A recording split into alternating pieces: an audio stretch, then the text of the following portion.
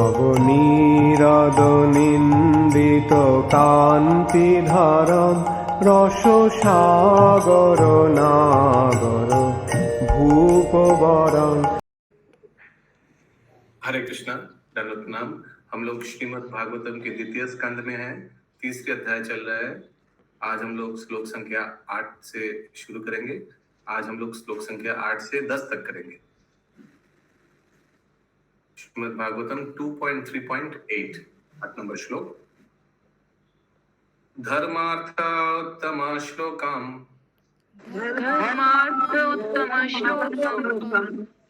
तंतु तन्वन् पितॄन् यजेत्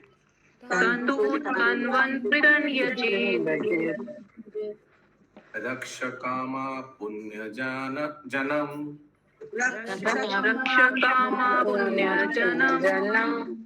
ओजस्कामो मरुद्गणान्।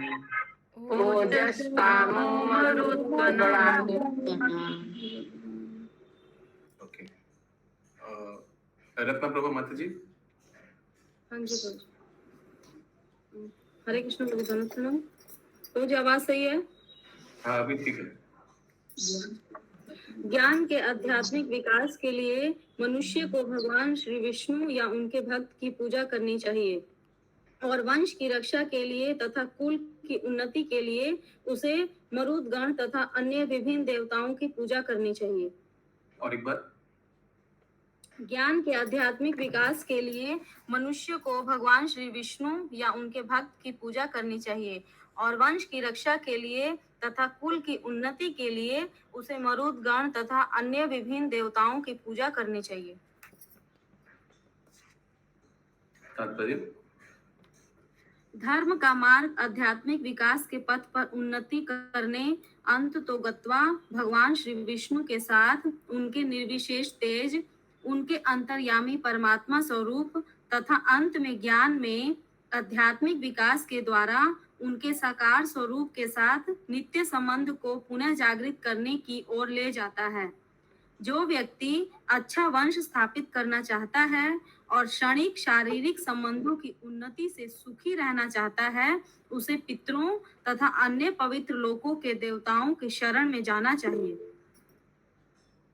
ऐसे विभिन्न देवताओं की नाना प्रकार के श्रेणियों के पूजक अंत तो गत्वा इस ब्रह्मांड के अंतर्गत उन सभी देवताओं के लोकों में पहुंच ही सकेंगे, किंतु जो ब्रह्म ज्योति में स्थित वैकुंठ लोकों तक पहुंच जाता है उसे सर्वोच्च सिद्धि प्राप्त होती है।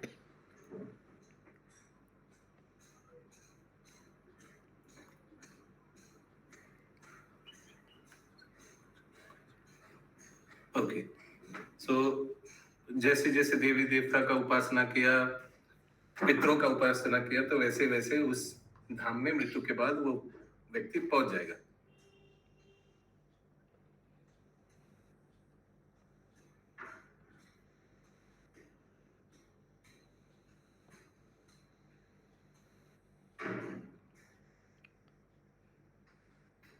किसी का कोई प्रश्न है?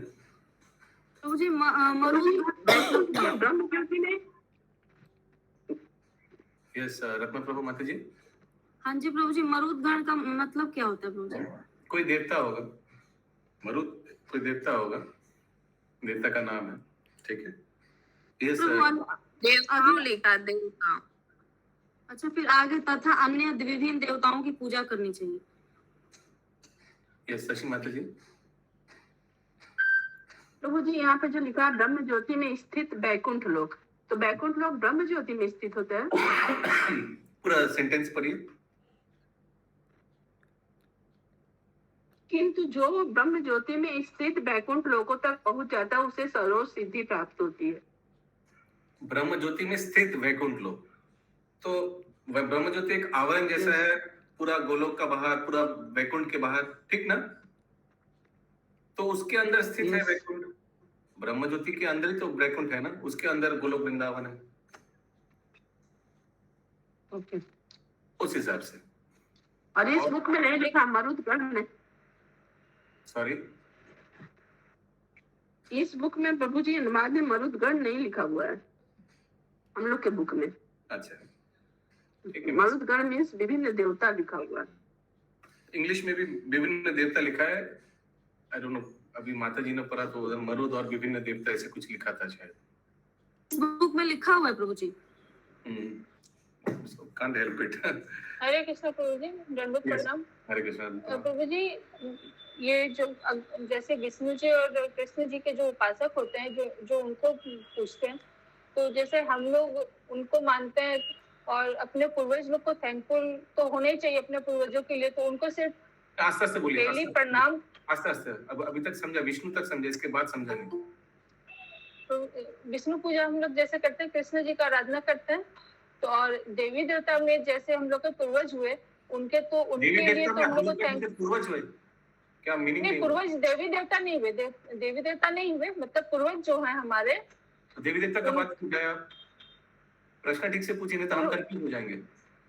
हम जैसे प्रभु जी देवी देवता तो जो है, अब हम लोग को नॉलेज हो गया, तो उनको तो हम लोग पूजा नहीं करते हैं, ठीक है।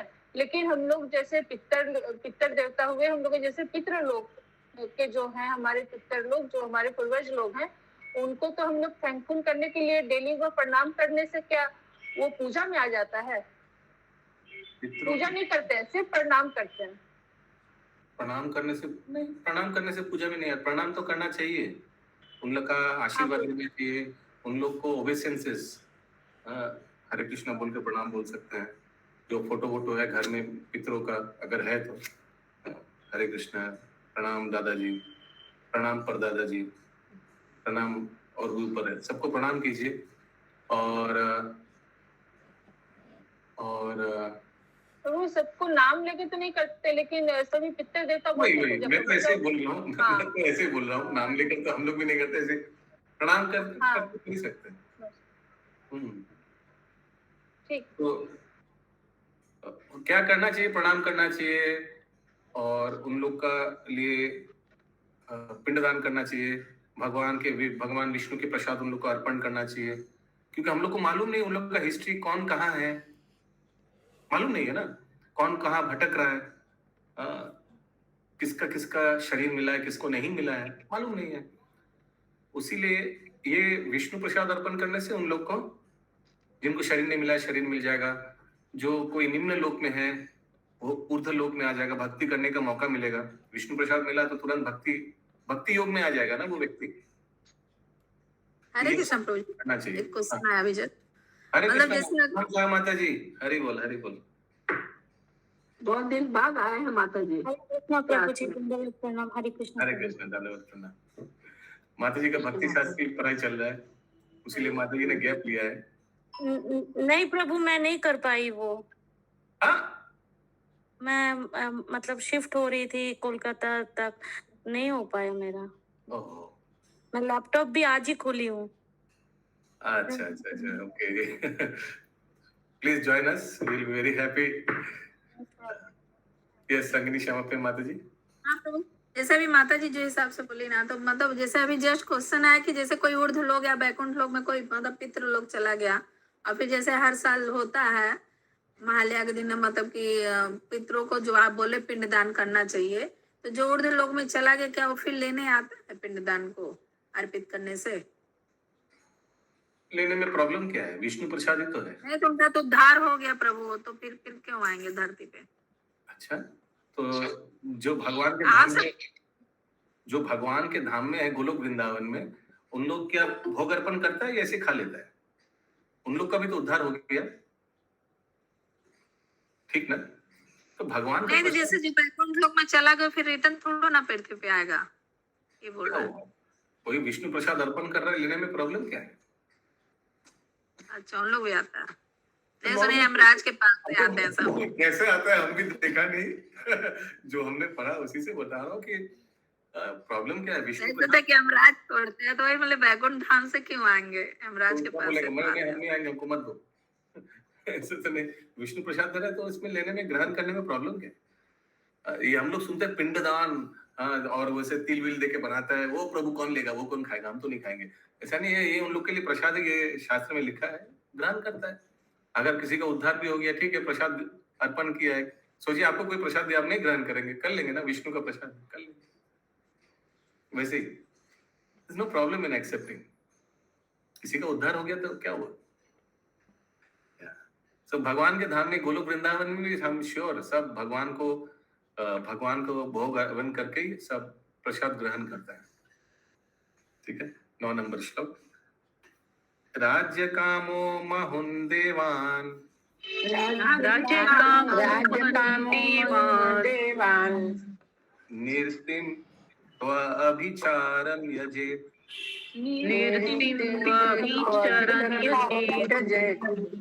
काम कामो यजेत सो माम अकाम पुरुषं परम। Yes please continue. जो व्यक्ति राज्य सत्ता पाने का इच्छुक हो उसे मनुओं की पूजा करनी चाहिए। जो व्यक्ति शत्रुओं पर विजय पाने का इच्छुक हो उसे असुरों की, और जो इंद्रिय तृप्ति चाहता हो उसे चंद्रमा की पूजा करनी चाहिए। किंतु जो किसी प्रकार के भौतिक भोग की इच्छा नहीं करता उसे पूर्ण पुरुषोत्तम भगवान की पूजा करनी चाहिए। हरि बोल। तात्पर्य, मुक्त आत्मा के लिए ऊपर गिनाए गए सारे भोग पूरी तरह से अर्थहीन हैं। जो लोग बहिरंगी शक्ति के गुणों द्वारा बद्ध हैं, केवल वे ही विभिन्न प्रकार के भौतिक भोगों द्वारा मोहित होते हैं। दूसरे शब्दों में अध्यात्मवादी को भौतिक भोग को पूरा करने की कोई इच्छा नहीं होती, जबकि भौतिकवादी समस्त प्रकार क्या हुआ? भौतिक वस्तु का भोग। तो ऊपर गिनाए गए लिखा हुआ है, कौन सा है? अरे पिछले वाला श्लोक था ना, लंबा 1 से 2 से 7, फिर 8 नंबर श्लोक भी तो थोड़ा थोड़ा भौतिक भोग है ना। देवताओं की जो पूजा करना चाहिए। हाँ, ये सब भौतिक भोग है, ये सब कुछ भी नहीं करना चाहिए। श्रील प्रभुपाद बता रहे, नथिंग इज नीडेड। प्रभु जी, असुरों की पूजा की भी लिखा हुआ है। ये तो लिखा है ना, वो विजय प्राप्त करने के लिए असुरों को पूजा करना चाहिए।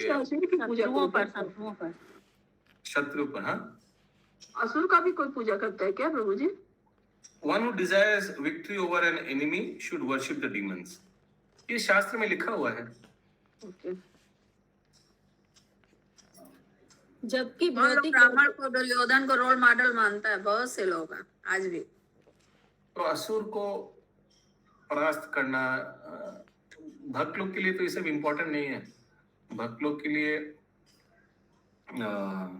One who desires victory over enemy, enemy माने एनिमी को हिंदी में क्या बोलता है? दुश्मन, शत्रु तो होना नहीं चाहिए। भक्त के लिए तो सब भगवान के संतान है, सब भक्त सब विष्णु के संतान है। तो उस हिसाब से भक्त को तो अजात शत्रु होना चाहिए, युधिष्ठिर महाराज जैसा। He should not find anybody enemy. ये भक्त का एक गुण है, He doesn't find anybody enemy. तो शत्रु पे विजय प्राप्त करना तो सवाल ही नहीं उठता है। या आगे मुझे इसमें चंद्रमा लिखा है इंद्रिय तृप्ति के लिए। हाँ, बराबर। जैसे बहुत लोग जैसे वो होता है ना, पुत्र और पति के लिए भी चंद्रमा का पूजा करता, करवा चौथ बहुत फेमस है। तो इसमें इंद्रिय तृप्ति लिखा है उस चीज को, भी इंद्रिय तृप्ति। तो ये करवा चौथ का व्रत क्या चंद्रमा को पूजा किया जाता है? हाँ हाँ प्रभु। अच्छा अच्छा प्रभु, ये पति की आयु के लिए होता है करवा चौथ का व्रत, पंजाबी लोग मेन करते हैं। अच्छा अच्छा, ओके, यस आगे। जबकि भौतिकवादी समस्त प्रकार की इच्छाओं से युक्त रहता है। श्री भगवान ने घोषित किया है कि जो भौतिकवादी भौतिक भोग चाहते हैं और उनके लिए विभिन्न देवताओं से कृपा याचना करते हैं, जैसा कि ऊपर कहा गया है, वे अपनी इंद्रियों के नियंत्रक होने की स्थिति में नहीं होते और इस प्रकार विमूढ़ सिद्ध होते हैं। अतएव मनुष्य को कभी किसी तरह के भौतिक भोग की इच्छा नहीं करनी चाहिए। उसे तो पूर्ण पुरुषोत्तम भगवान की पूजा करने हेतु सजग रहना चाहिए। ऐसे विमूढ़ व्यक्तियों के नेता उनसे बढ़कर विमूढ़ होते हैं, क्योंकि वह खुलकर और मूर्खता पूर्वक यह विचार करते हैं कि मनुष्य किसी भी देवताओं की पूजा करके एक सफल प्राप्त कर सकता है। ऐसा प्रचार न केवल श्रीमद् भगवत गीता या श्रीमद् भागवतम की शिक्षाओं से विपरीत है, अपितु मूर्खता पूर्ण भी है। यह उसी तरह है जैसे किसी भी विभिन्न। तो माता जी आप थोड़ा मिक्सअप होकर पढ़ाई कर रहे हैं, रीडिंग थोड़ा। तो leaders of nonsensical persons are still more nonsensical because they preach openly and foolishly that one can worship any form of demigod to get anything other. तो देखिए शास्त्र में एक तो चीज बताया गया है कि कोई इतना 33 करोड़ देवी देवता है, 33 करोड़ सबको उनमें से कुछ है या सब हो सकता है कि पर्टिकुलर वो चीज पाने के लिए उस देवी देवता को, ये चीज पाने के लिए इस देवी देवता को। लेकिन वास्तव में क्या ऐसा होता है? वास्तव में देखिएगा कि कोई एक देवी को उपासना करता है और सब कुछ उन्हीं से मांगता है, ठीक ना? ऐसे ही तो होता है, ठीक ना? जब हम लोग देवी देवता को उपासना करते थे या बहुत लोग कर भी रहे हैं अभी, तो क्या हम शास्त्र में देखते कि अच्छा इनको तो पूजा करते लेकिन इनसे क्या मांगना चाहिए? ओहो, इनसे ये टूल्स एंड मशीनरीज का देवता है, उनसे ये सब मांगना चाहिए, प्रॉफिट हो, थोड़ा बिजनेस अच्छा हो, ऑर्डर अच्छा हो, विश्वकर्मा से। लेकिन ऐसा कोई सोचता नहीं। कोई सोचिए अगर काली को वर्शिप कर रहा है घर पे, काली मूर्ति लाकर माँ काली को पूजा कर रहा है, अर्पण कर रहा है, क्या वो पर्टिकुलर वो चीज मांगता है जो शास्त्र में लिखा है उनसे मांगना चाहिए? ऐसा तो नहीं, सब कुछ ही मांग लेता है। और ऐसा ही प्रोपोगेट होता है। ये लिखा है, श्रील प्रभुपाद बताता है कि जो लीडर्स लोग हैं, जो इस देवी या देवता को प्रचार करता है, पूजा करना चाहिए, वो यही बोलता है जशं देहि धनं देहि, सब कुछ यही देंगे। ऐसा नहीं है शास्त्र में। तो ये भागवतम पढ़ना चाहिए। यस, आगे। ऐसा प्रचार न केवल श्रीमद् भगवद गीता या श्रीमद् भागवतम की शिक्षाओं से विपरीत है, अपितु मूर्खता पूर्ण भी है। यह उसी तरह है जैसे किसी भी विभिन्न यात्री टिकट के बल पर एक ही गंतव्य तक पहुंचने का अधिकार जताना। यदि कोई बड़ौदा का टिकट खरीदे तो वह उससे दिल्ली से बंबई नहीं जा सकता। यहाँ यह स्पष्ट बताया गया है कि विभिन्न इच्छाओं से युक्त व्यक्तियों को नाना प्रकार से पूजा करनी चाहिए, लेकिन जिसे कोई भोग वासना नहीं है उसे पूर्ण पुरुषोत्तम भगवान श्री कृष्ण की पूजा करनी चाहिए। पूजा की यह प्रक्रिया भक्तिमय सेवा कहलाती है। शुद्ध भक्ति का अर्थ होता है किसी भी प्रकार की भौतिक इच्छा के बिना, अर्थात सकाम कर्म तथा अनुभववादी तर्क वितर्क की इच्छा से रहित होकर श्री भगवान की सेवा करना। कौन सा श्लोक है? श्रील प्रभुपाद हिंट कर रहा है, कौन सा श्लोक? शुद्ध वो अन्य अभिलाषिता शून्यम। अन्य अभिलाषिता शून्यम, कोई भी अभिलाष नहीं, और ज्ञान कर्म अनाद, वो सब ज्ञान प्राप्त करने का तर्क कुतर्क, ये सब भी इंटेंशन नहीं है। आगे। भौतिक इच्छाओं की पूर्ति हेतु मनुष्य चाहे तो परमेश्वर की पूजा कर सकता है, किंतु ऐसी पूजा से प्राप्त होने वाला फल भिन्न होता है। जिसकी व्याख्या, फल क्या होता है? किंतु ऐसी पूजा से प्राप्त होने वाला फल भिन्न होता है। अच्छा, जिसकी व्याख्या, फिर भी किसी का इच्छा है, ऐसे लिखा है शास्त्र में, जिनका कोई इच्छा नहीं है उसको भगवान के शरण लेना चाहिए, भगवान का पूजा बिना इच्छा से करना चाहिए। लेकिन फिर भी अगर मन में कामना वासना है तो कोई प्रॉब्लम नहीं है, कृष्ण को अप्रोच कर सकता है। लेकिन इसका जो रिजल्ट आएगा, जो मांगा वही मिलेगा, ये जरूरी नहीं है। तो अगले श्लोक में और क्लियरली बताया है। आगे। जिसकी व्याख्या अगले श्लोक में की जाएगी। सामान्यतः श्री भगवान किसी की इंद्रिय भोग की कामनाओं को पूरा नहीं करते, किंतु वे अपने पूजकों को ऐसा वरदान देते हैं जिससे अंत में वे भौतिक भोग की इच्छा न करने के बिंदु पर पहुंच जाते हैं।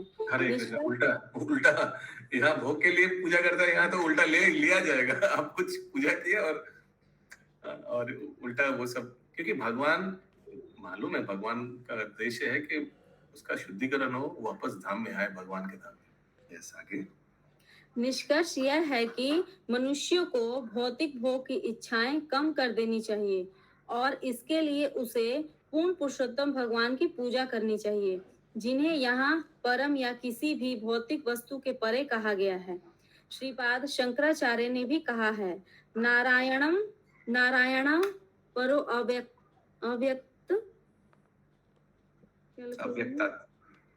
अव्यक्ततात, परमेश्वर भौतिक चक्र से परे हैं। तो इसीलिए हम लोग देखते हैं जो कृष्ण कॉन्शियसनेस में आते हैं उन लोग का भोग का वांछा स्तर कम हो जाता है।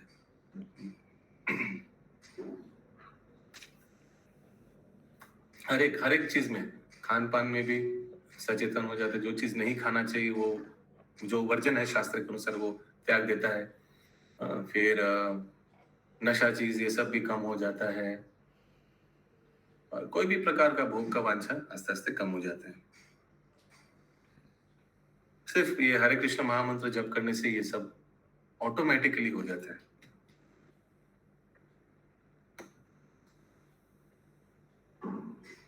दस नंबर श्लोक, ये बहुत इंपॉर्टेंट श्लोक है। 10 नंबर श्लोक में श्लोक में कहता है, अकाम सर्व कामो वा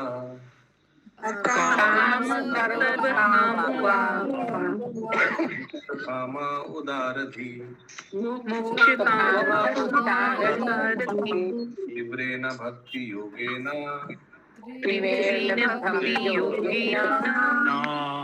यजेत पुरुषं परम। यस, कंटिन्यू माता जी। जिस व्यक्ति की बुद्धि व्यापक है, वह चाहे समस्त भौतिक इच्छाओं से युक्त हो या निष्काम हो अथवा मुक्ति का इच्छुक हो, उसे सभी प्रकार से परम पूर्ण भगवान की पूजा करनी चाहिए। फिर से, जिस व्यक्ति की बुद्धि व्यापक है, वह चाहे समस्त भौतिक इच्छाओं से युक्त हो या निष्काम हो अथवा मुक्ति का इच्छुक हो, उसे सभी प्रकार से परम पूर्ण भगवान की पूजा करनी चाहिए। Very good. Weather he desires को इच्छा है या नहीं है, लेकिन कृष्ण का ही शरण ग्रहण करना चाहिए। तात्पर्य, श्रीमद् भगवद गीता में भगवान श्री कृष्ण को पुरुषोत्तम अर्थात परम पुरुष कहा गया है। वे ही हैं जो निर्विशेषवादियों को ब्रह्म ज्योति अर्थात श्री भगवान के शरीर की किरणों में लीन करके उन्हें मोक्ष प्रदान करने वाले हैं। यह तो तात्पर्य के पहला सेंटेंस में श्रील प्रभुपाद बता रहे हैं कि श्लोक में जो पुरुषोत्तम परम लिखा हुआ है, तो व्यक्ति सोच सकता है वो पुरुषोत्तम परम कौन है। वो पुरुषोत्तम परम, प्रभुपाद जी बता रहे हैं, भागवतम में लिखा है। ये पुरुषोत्तम भगवान का एक नाम है, और पुरुषोत्तम वर्ड भगवान कृष्ण को ही संबोधन किया जाता है, नोबडी एल्स। क्योंकि लोगों को डाउट हो सकता है ना अनुवाद पढ़कर, क्योंकि जिनका भौतिक इच्छा है और जिनका भौतिक इच्छा नहीं भी है, उनको परम पुरुषोत्तम का आश्रय लेना चाहिए। ये परम पुरुषोत्तम है कौन, उसीलिए क्लैरिफाई करने के लिए आगे। यह ब्रह्म ज्योति श्री भगवान से पृथक नहीं है। जिस प्रकार सूर्य की प्रकाशमान किरणें सूर्य गोलोक से पृथक नहीं होती हैं, अतएव जो परम निर्विशेष ब्रह्म ज्योति में लीन होना चाहता है, उसे भी भक्ति योग द्वारा श्री भगवान की पूजा करनी चाहिए। जैसे कि यहाँ पर श्रीमद् भागवतम में संस्तुति की गई है। यहाँ पर सर्व सिद्धियां प्राप्त करने के साधन के रूप में भक्ति योग पर विशेष बल दिया गया है। हरे कृष्णा प्रभु, ये जो लिखा है यहाँ पर सर्व सिद्धियों प्राप्त करने के साधन के रूप में, तो ये सर्व सिद्धियां मतलब ये अष्ट सिद्धि हुई? नहीं। One who desires to merge into the supreme personal Brahma Jyoti must also worship the Brahma Lord by Bhakti Yoga, as recommended here in the Srimad Bhagavatam। तो देखिए, इस श्लोक को देखिए, ठीक है, इस श्लोक को देखिए। इस श्लोक में सुखदेव गोस्वामी बता रहे हैं, जिनका इच्छा है और जिनका कुछ इच्छा नहीं भी है, दोनों को किनका शरण ग्रहण करना चाहिए? कृष्ण का। तो therefore one who desires to merge into supreme Brahma Jyoti must also worship the Lord by Bhakti Yoga। तो अगर किसी का इच्छा है कि ब्रह्म ज्योति में विलीन करेगा, उसको भी कृष्ण का ही शरण ग्रहण करना चाहिए। ब्रह्म ज्योति विलीन करके ब्रह्म सिद्धि, ब्रह्म सुख, उस हिसाब से सिद्धि, यहाँ अष्ट सिद्धि का बात नहीं किया जा रहा है। इतना श्लोक बोलने के बाद श्रील प्रभुपाद सुखदेव गोस्वामी बता रहा है कि कोई किसी को कुछ भी इच्छा हो, कृष्ण का शरण ग्रहण करना चाहिए। पिछले श्लोक में बताया अगर किसी को ये चाहिए तो इनका शरण ग्रहण करना चाहिए, किसी को ये चाहिए तो इनका शरण ग्रहण करना चाहिए। ये सब बोलने के बाद लास्ट में क्या बोल रहा है? लास्ट में बोल रहा है लेकिन ये सब लिखा हुआ है, ठीक है, लेकिन किसी को कुछ भी इच्छा है या किसी को कुछ इच्छा नहीं भी है, लेकिन कृष्ण का शरण ग्रहण करना चाहिए। तो कोई भी सिद्धि प्राप्त करने का इच्छा हो या नहीं हो, भगवान कृष्ण का ही शरण ग्रहण करना चाहिए। क्या आगे? पिछले अध्यायों में बताया गया है कि कर्म योग तथा ज्ञान योग दोनों का परम लक्ष्य भक्ति योग है, और उसी प्रकार इस अध्याय में यह घोषणा की गई है कि विभिन्न देवताओं की नाना प्रकार से पूजा करने को परम लक्ष्य भक्ति योग है। आत्म साक्षात्कार का परम साधन होने का कारण इस प्रकार यहाँ पर भक्ति योग की संस्तुति की गई है। इस चाहे कोई भौतिक भोग की कामना रखता हो या भव बंधन से मुक्ति की आकांक्षा रखता हो, प्रत्येक व्यक्ति को गंभीरता पूर्वक भक्ति योग अपनाना चाहिए। अकाम वह है जिसे कोई भौतिक इच्छा न हो। पुरुषम पूर्णम अर्थात परम पूर्ण का अंश होने के कारण परमेश्वर की सेवा करना जीव का स्वाभाविक कार्य है। जिस प्रकार शरीर के अंग पूर्ण शरीर की सेवा करने के निमित्त होते हैं, अतः पुरुषम पूर्णम कौन है? पुरुषम पूर्णम कृष्ण है। अतएव अकाम का अर्थ पत्थर की तरह निष्क्रिय या जड़ होना नहीं है, अपितु अपनी वास्तविक स्थिति के प्रति सचेष्ट रहना है और इस तरह से केवल परमेश्वर से तुष्टि की कामना करना है। श्रील जीव गोस्वामी ने अपने ग्रंथ संदर्भ में इस अकाम भाव की भजनीय परम पुरुष सुख मात्र सौ सुखत्वम कहकर व्याख्या की है। इसका अर्थ यह है कि मनुष्य को परमेश्वर की प्रसन्नता का अनुभव करके प्रसन्न होना चाहिए। जीव की यह अंत चेतना भौतिक जगत में जीव की बद्ध अवस्था में भी कभी कभी प्रकट होती है, और यही अंत चेतना अल्पज्ञ व्यक्तियों के अविकसित मनों द्वारा परोपकार, समाजवाद, साम्यवाद इत्यादि में अभिव्यक्त होती है। हरे कृष्ण। तो ये चीज भौतिक जगत में भी हम लोग देखते हैं। क्या चीज? या दूसरे के सुख में खुद को सुख पाना, दूसरे के खुशी में खुद को थोड़ा अनुभव करना, है ना? तो श्रील प्रभुपाद ये उदाहरण दे रहे कहाँ जैसे कभी कोई दान किया, ऑल्ट्रुइज्म लिखा है इंग्लिश में, कोई दान किया, पुण्य कार्य किया, सोशलिज्म कम्युनिज्म किया, इसमें क्या होता है? दूसरे को सुख मिलता है और वो देखकर खुद को भी थोड़ा आनंद की अनुभूति होता है। यही बता रहे श्रील प्रभुपाद। जैसे आगे जीवा गोस्वामी ने बताया कि भक्ति का क्या लक्षण है, क्या उद्देश्य है कि भगवान को आनंद प्रदान करके खुद को आनंद देना, to please himself by pleasing lord. या आगे सांसारिक क्षेत्र में समाज, समुदाय, परिवार, देश या मानवता के रूप में दूसरों की भलाई करने का दिखावा उसी मूल भावना की आंशिक अभिव्यक्ति होता है जिसमें शुद्ध जीव परमेश्वर की प्रसन्नता को अपनी प्रसन्नता समझता है। ऐसी उत्कृष्ट भावनाएं ब्रज भूमि की गोपियों द्वारा श्री भगवान की प्रसन्नता के लिए प्रकट की गई थी। गोपियों ने किसी फल की आकांक्षा के बिना श्री भगवान से प्रेम किया और यह अकाम भावना की पूर्ण अभिव्यक्ति है। काम मनोभाव अर्थात अपनी स्वयं की तुष्टि के भाव की पूर्ण अभिव्यक्ति भौतिक जगत में होती है, जबकि अकामा भाव पूर्ण रूप से आध्यात्मिक जगत में प्रकट होता है। श्री भगवान से एक होने का भाव या ब्रह्मज्योति में लीन होने का भाव भी काम भाव का प्रदर्शन माना जा सकता है, और यदि ये भाव भौतिक कष्टों से मुक्त होने की अपनी स्वयं की तुष्टि के लिए हो। इसीलिए शुद्ध भक्त जीवन के कष्टों का उपशमन करने हेतु मुक्ति नहीं चाहता। ऐसे तथा कथित मोक्ष के बिना भी शुद्ध भक्त सदैव श्री भगवान की तुष्टि की कामना करता है। अर्जुन ने काम भाव से प्रेरित होकर कुरुक्षेत्र की युद्ध भूमि में लड़ने से इनकार कर दिया था, क्योंकि वह अपनी स्वयं की तुष्टि के लिए अपने संबंधियों को बचाना चाहता था,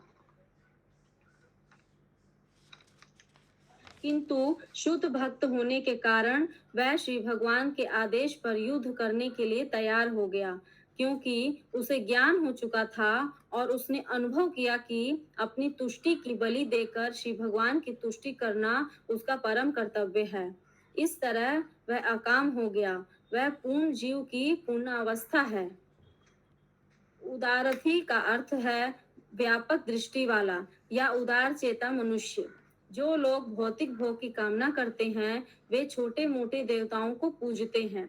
श्रीमद् भगवद गीता 7.20 में ऐसी बुद्धि को ज्ञान अर्थात संज्ञा शून्य हो चुके व्यक्ति को बुद्धि कहकर उसकी भर्त्सना की गई है। परमेश्वर की अनुमति के बिना मनुष्य देवताओं से कोई भी फल प्राप्त नहीं कर सकता। इसीलिए व्यापक दृष्टि वाला व्यक्ति यह देख सकता है कि भौतिक लाभों के लिए भी अंतिम सत्ता श्री भगवान ही हैं। ऐसी परिस्थिति में व्यापक दृष्टि वाले व्यक्ति को चाहिए कि हरे कृष्ण प्रभु जी।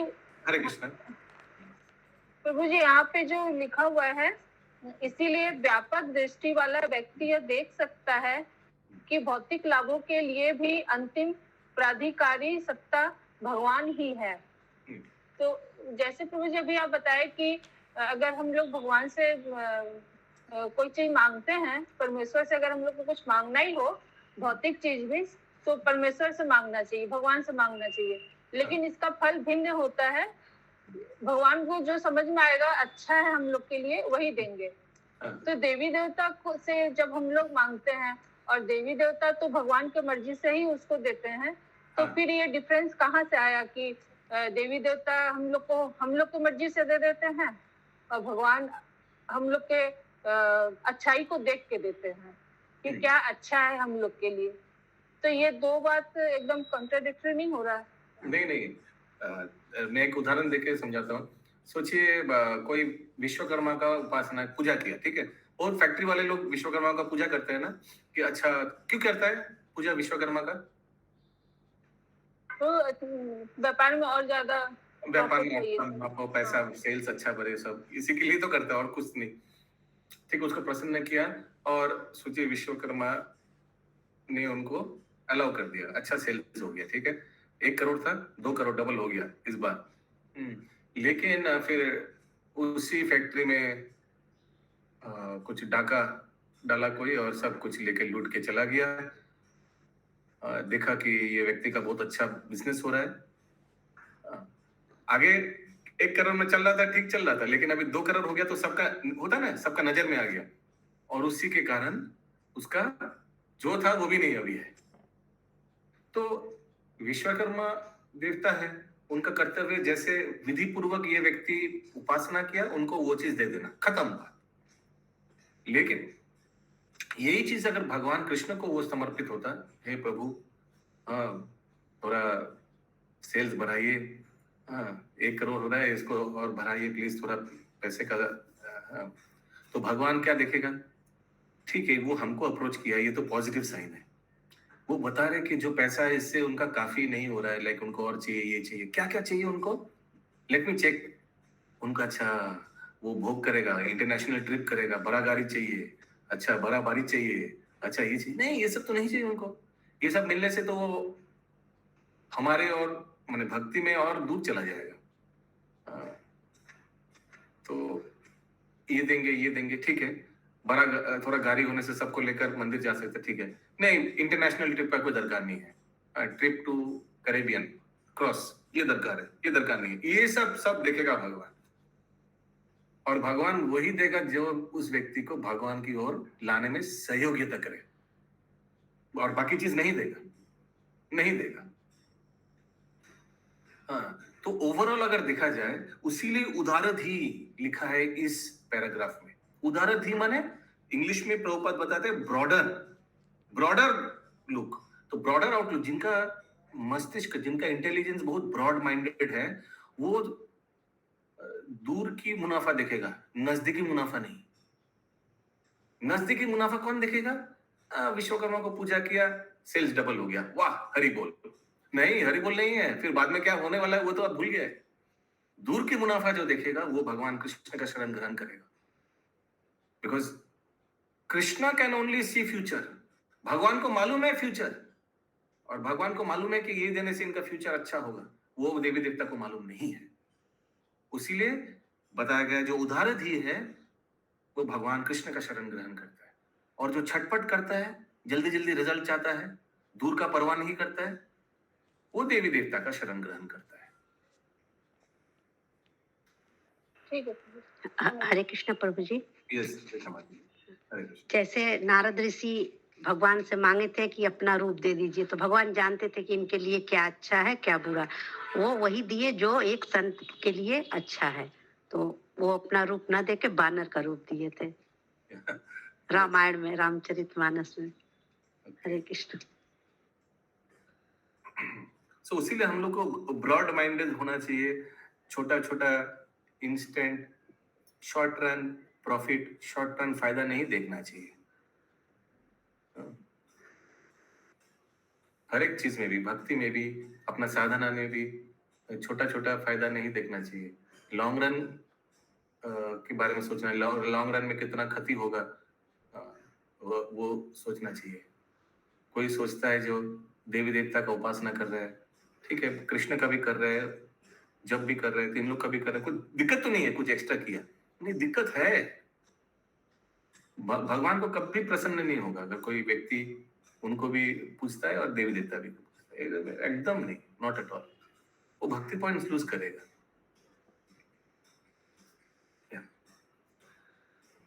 आगे ऐसी परिस्थिति में व्यापक दृष्टि वाले व्यक्ति को चाहिए कि वह सीधे श्री भगवान की पूजा करे, भले ही वह और एक चीज को याद आ गया, मैं आज ही प्रवचन सुन रहा था राधेश्याम प्रभु का, उसमें प्रभु जी बता रहे थे कि जो उदारद ही नहीं है, जो बहुत नैरो माइंडेड है, प्रभु जी एग्जाम्पल दे रहे थे, वो भी दीक्षा ग्रहण करने के समय देखिएगा, प्रभु उदाहरण दे रहे, ब्राह्मण, मैं ब्राह्मण कुल से हूँ, मैं भारतीय हूँ, अगर किसी से दीक्षा लूंगा तो वो ब्राह्मण परिवार से होना चाहिए। ये बहुत लोग सोचता ही है, मैं दीक्षा लूंगा तो ब्राह्मण से लूंगा, कोई थोड़ी मिलेच्छा से लूंगा, कोई फॉरेनर फिरंगी से लूंगा थोड़ी। हाँ, ये व्यक्ति वेस्टर्नर है, ये है, तो कितना नैरो माइंडेड है। वो कितना शारीरिक स्तर पे है वो व्यक्ति, कि गुरु चुनने के समय भी वो देख रहे कि वो व्यक्ति क्या गोरा चमड़ा है या भारतीय है। इस जो व्यक्ति प्रचार कर रहा है सारा विश्व में, भगवान कृष्ण का नाम का प्रचार कर रहा है, वो सब देखना चाहिए। ये है ब्रॉड माइंडेडनेस। जो व्यक्ति अपने गुरुदेव श्रील प्रभुपाद का वाणी को अपने जीवन पे उतारा है, वो सब, these are the criteria to be seen, not the narrow minded criteria कि ये भारतीय है, ये हमारा भाषा बोलता है, ये हमारे जैसे दिखता है। These are narrow mindedness. जो नैरो माइंडेड पीपल है वो ऐसा देखेगा। कितना सुंदर राधेश्याम प्रभु समझा रहे थे, मैं तो जस्ट रिपीट कर रहा हूँ, ठीक से बोल भी नहीं पा रहा, बट अमेजिंग लेक्चर। आप लोग भी देख सकते हैं, ये YouTube में आप लोग एक बहुत अच्छा सीरीज चल रहा है, क्या भूल ही गया नाम सीरीज का, कमिंग आउट फ्रॉम द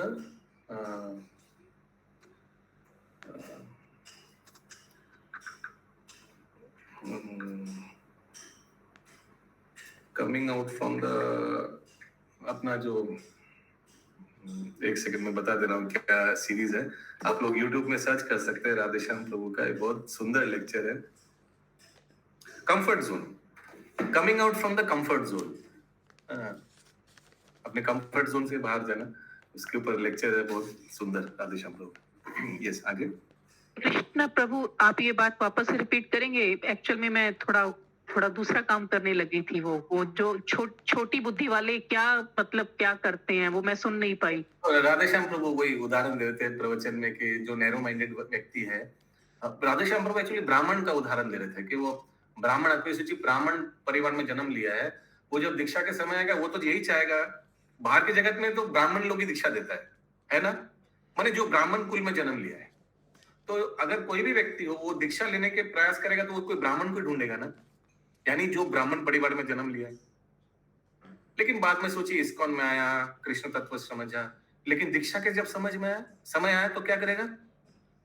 वही नैरो माइंडेडनेस गया नहीं, फिर से वही सोचेगा क्या ये व्यक्ति ब्राह्मण है? नहीं। अच्छा ठीक है, ब्राह्मण नहीं है, भारतीय है? भारतीय भी नहीं है। फिर कैसे इनसे लेंगे? ये फॉरेनर है, और हम लोग को तो मालूम है फॉरेनर को म्लेच्छा बोला जाता है, जो 4 नियमों का उल्लंघन। अरे फॉरेनर को म्लेच्छा माने वो देश में वो सब म्लेच्छा शास्त्र में बोला गया है। अरे नहीं नहीं प्रभु, ये भी लिखा है कि ब्राह्मण को समुद्र क्रॉस नहीं करना चाहिए, भारतवर्षों का पवित्र भूमि क्रॉस नहीं करना चाहिए, और आप बोल रहे हैं ये व्यक्ति से दीक्षा लेने के लिए जो भारतवर्ष में जन्म ही नहीं लिया। यस, ये है नैरो माइंडेडनेस, क्योंकि व्यक्ति शारीरिक स्तर पे गुरु को चुन रहा है। This is called narrow mindedness. उदारत ही कौन होगा जो ये सोचेगा, ये विचार नहीं करेगा कि व्यक्ति विदेश में जन्म लिया है, देश में जन्म लिया है, गोरी चमड़ा है, काला चमड़ा है, ये सब ये देखेगा कि कितना शिल प्रभुपाद का आदेश उपदेश को अपने जीवन पे उतारा। शिल प्रभुपाद के कुछ भक्त लोग पूरा शिल प्रभुपाद के चरण में अपना जीवन समर्पित कर दिया। व्हाटएवर जो आदेश मिला वही पालन करने में पूरा जीवन बिता दिया, पूरा जीवन, और कुछ नहीं किया। जस्ट जैसे शिल प्रभुपाद ने अपने गुरुदेव के आदेश को पालन करने के लिए किया, वैसे ही शिल प्रभुपाद के भी बहुत शिष्य है जो शिल प्रभुपाद के आदेशों को पालन करने में पूरा जीवन वही किया और कुछ नहीं किया। वो सब विचार करना चाहिए गुरु चुनने के समय।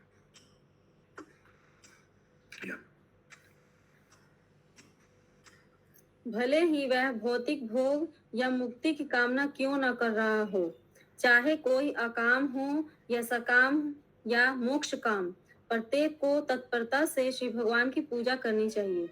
इसका अर्थ यह होता है कि कर्म तथा ज्ञान के किसी प्रकार के मिश्रण के बिना ही भौतिक योग पूरी तरह लागू किया जा सकता है। जैसे अमिश्रित सूर्य की किरणें अत्यंत तीव्र होती है, इसी तरह श्रवण, कीर्तन इत्यादि का अमिश्रित भक्ति योग आंतरिक उद्देश्य भले जो भी हो, सबके द्वारा संपन्न किया जा सकता है।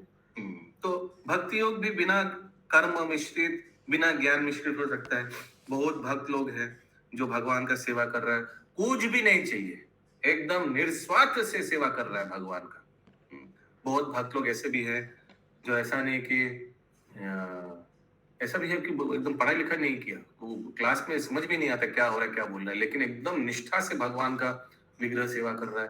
पढ़े लिखे नहीं है, भाषा समझ में नहीं आता है, ऐसा बहुत है, लेकिन सेवा एकदम हृदय से कर रहा है गोविंद जी का। तो ज्ञान मिश्रित भी नहीं है, एकदम प्योर भक्ति है। यस, किसी का कोई प्रश्न है, कोई कमेंट?